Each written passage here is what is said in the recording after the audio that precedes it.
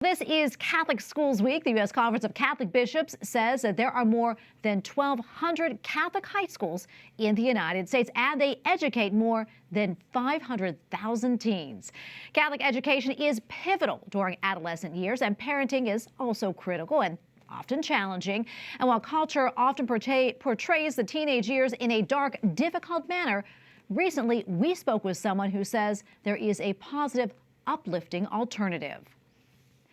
And we turn now to Dr. Ray Guarendi, a Catholic psychologist, author, and host of The Doctor Is In on EWTN Radio. His new book, Standing Strong, Good Discipline Makes Great Teens, hits the shelves this week. Dr. Ray, thank you so much for coming on. So first off, I have a lot of questions for you, but my first one is, what inspired you to write this book, and what do you think makes it different from other books about parenting teens? The culture is no longer on parents' sides, Tracy, especially Catholic parents wanting to raise God-seeking kids. First thing the book does is to help parents stand strong against that culture and to protect their children even when other people question them. First thing. Second thing, number one referral I get by far from parents of teens is discipline related. So I hit hard on all the discipline struggles: respect, chore shirking, homework hassles, sibling quibbling, technology, smartphones, to help those parents have a lot of calm confidence in their own discipline, Tracy. Yeah, Dr. Ray, you know, I know firsthand, a mother of two teens, it can be hard. It can be really hard. And you talk about good discipline in your book. What do you mean by that?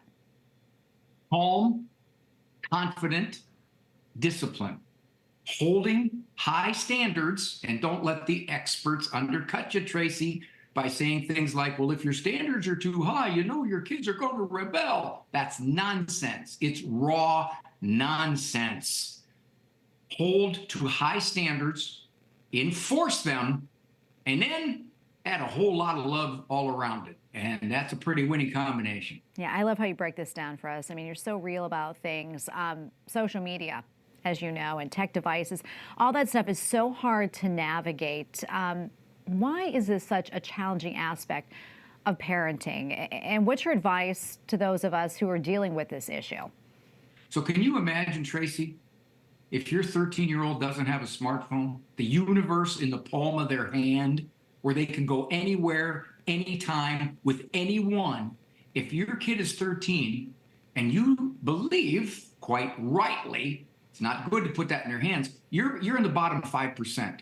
Tracy, you realize the kind of strength it takes to stand against that cultural flow? So the book tries to give parents that kind of confidence. Yeah, it's hard. I mean, peer pressure is very, very tough. Very tough for those kids. Another thing, you know, I was struck by was your focus on cultivating an attitude of respect and gratitude in teenagers. It seems like a departure from just really creating rules and consequences. Talk to us about that and instilling respect and gratitude in our children. Number one discipline question I get: how do I get respect, not only from my children, but to my children and children to children? So there's a whole chapter on respect. So that's the first thing. Gratitude is very hard to do when you live so pleasurably, you have so many opportunities, and you have so much materially. I always tell parents, never give all that you can give materially. Don't do it. Don't use their peer group as a guide for what they should have when. You're trying to raise a 1 in 100 child who seeks God. You're not trying to raise a culturally average child. And because of that, you're going to sometimes parent very differently, and you have to know that you're right. Yeah. Any advice for parents during this time, Dr. Ray? I mean, you know, it can be very hard for us struggling to do the right thing and raise our children to be saints. First thing I would say, Tracy, don't worry about doing the right thing. According to who? The experts?